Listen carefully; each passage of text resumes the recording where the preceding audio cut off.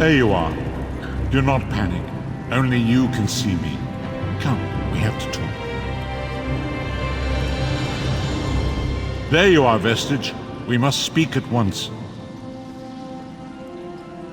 Listen well. I have located a safe harbor from which we might plan our course of action. You must meet me there. I awoke upon a sandy shore, a stretch of beach, outside a bustling city of elves, vulkhel. The Harborage is in a seaside cave outside the city. It is there that you will find me.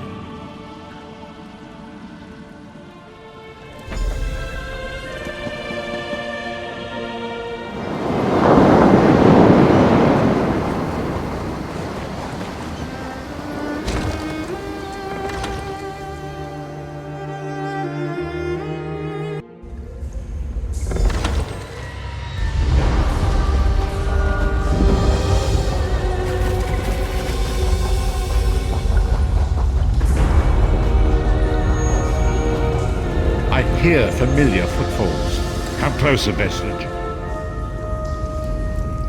Welcome to the Harborage, Vestige. This is as comfortable a home as an old dried-up husk like myself could hope for. Despite my blindness, nay, because of it, my other senses seem to have heightened. This place had the right smell about it.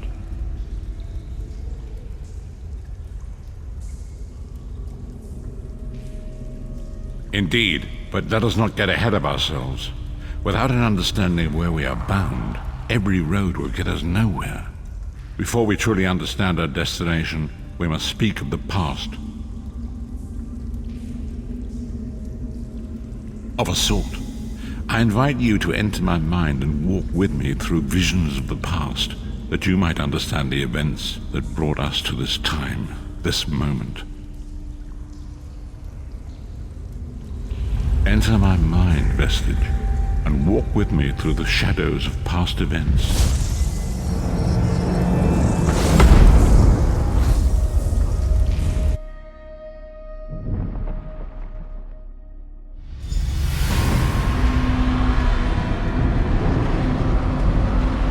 Follow me, Vestige, and learn of the events that precipitated our current crisis.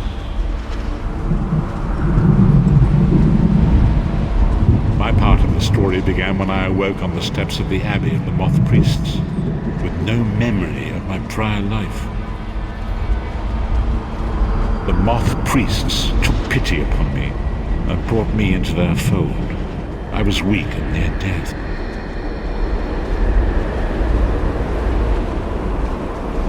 It was there I first set eyes upon the Elder Scrolls and devoted my life to their study.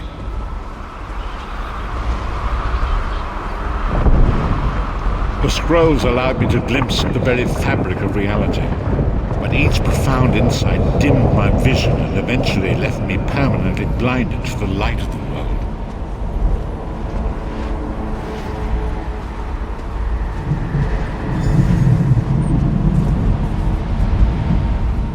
The prophecies of the Elder Scrolls are a fluid, living thing. They are not fixed. At many points throughout history, the actions of heroic mortals have rewritten them. I only know that you are important, Vestige. The scrolls reveal to me that your destiny is intertwined with that of the 5 companions. The 5 companions were a band of adventurers who sought out an ancient artifact called the Amulet of Kings. They hoped to use this artifact to persuade Akatosh, the dragon god, to accept their leader as one of the Dragonborn. The Dragonborn are mortals destined for greatness, with the blood of the dragons in their veins. It is said that only a true Dragonborn can ignite the eternal dragon fires in the Imperial City. Baron Aquilarius, the son of a Colovian duke, who led a rebellion against the Emperor Leovic and took the crown himself. Alas, Baron was not truly a Dragonborn, as those who sit upon the ruby throne must be, in accordance with tradition. The Dragonborn are mortals destined for greatness, with the blood of the dragons in their veins. It is said that only a true Dragonborn can ignite the eternal dragon fires in the Imperial City. You have already heard enough babbling from this old blind fool. It is time you met the 5 companions yourself and witnessed their fate.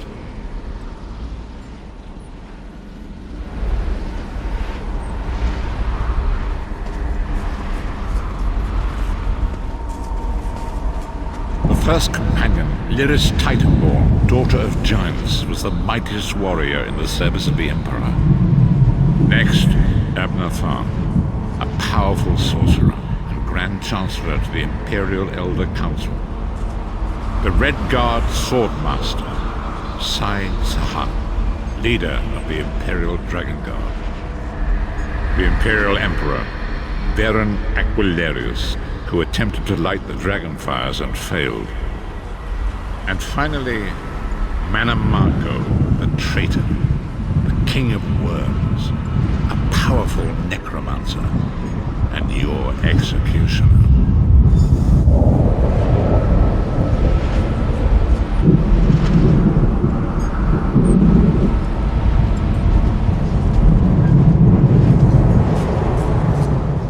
These were the 5 companions who set out from the Imperial City on an epic quest to recover the lost Amulet of Kings.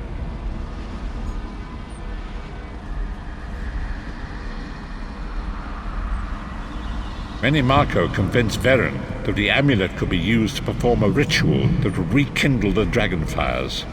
He claimed this would please Akatosh and entice him to adopt Varen as one of the Dragonborn. By tradition, only the Dragonborn can lay claim to the Ruby Throne and rule as the one true Emperor by divine right. Varen conquered Cyrodiil and took the throne, but unless he became Dragonborn, he feared he'd always be thought of as a pretender.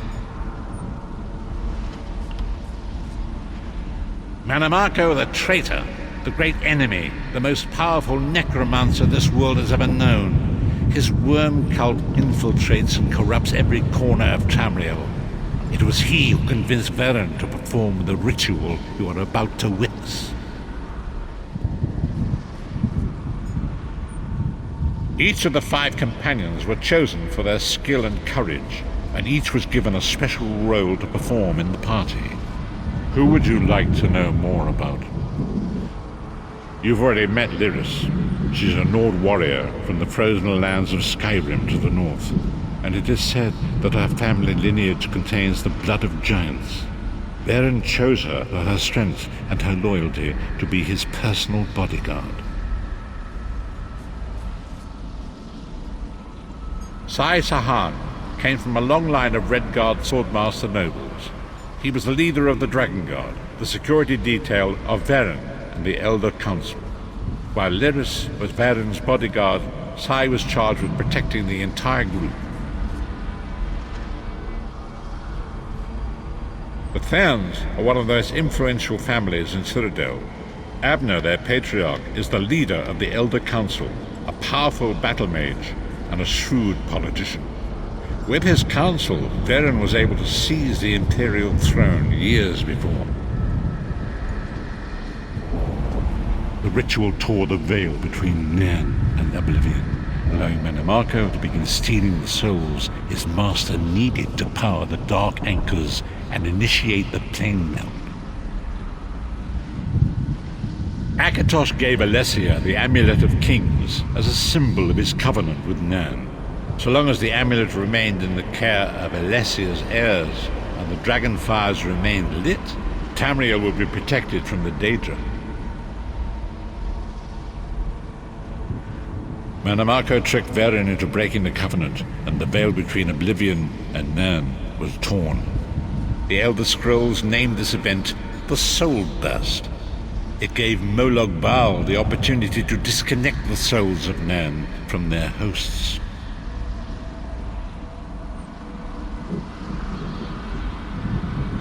Varen was lost. In the chaos of the moment, Sai Sahan took the Amulet of Kings and fled. Leris was captured by MagCro and delivered to Cold Harbor, the realm of Molag Bal.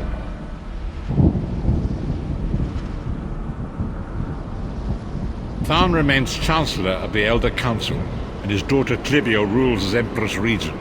But the true power remains in the hands of MagCro and his worm cult.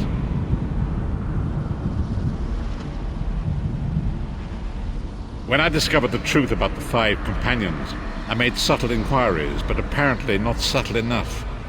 MagCro got word of my interests and abducted me.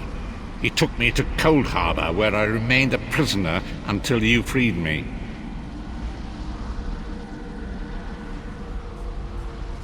The truth is always a threat to evil men. MagCro feared I would reveal his treachery, and if knowledge of Nan's vulnerability were to become known, it could threaten his master's schemes. Molag Bal does not favor loose ends. Walk with me.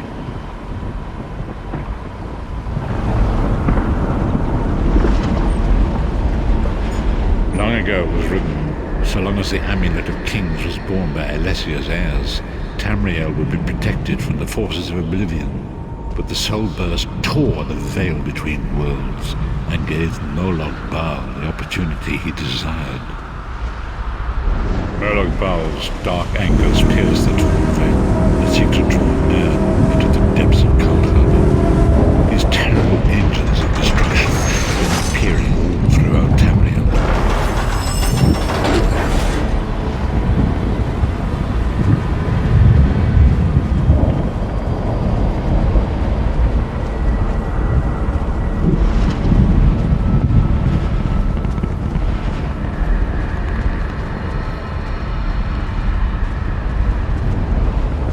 The Lord of Brutality and Domination is successful. He will merge our world and his own in a terrible flame melt. Few will survive the ordeal, and those that do will be enslaved for all eternity.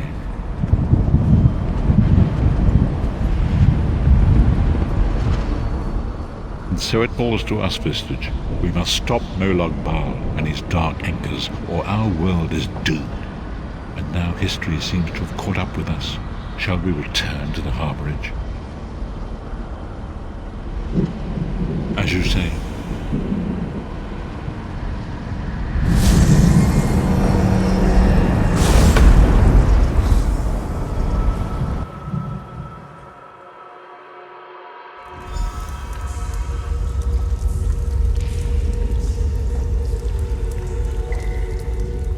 And so it begins.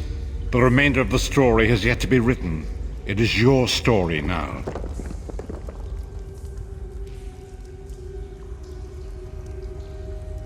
And there is so much to do. But know this, you will not walk this path alone.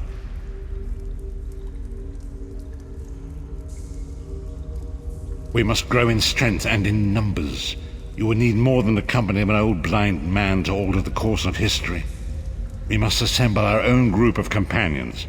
The first you have already met. Lyris sacrificed her own freedom to allow us to escape. She remains a prisoner in Cold Harbor.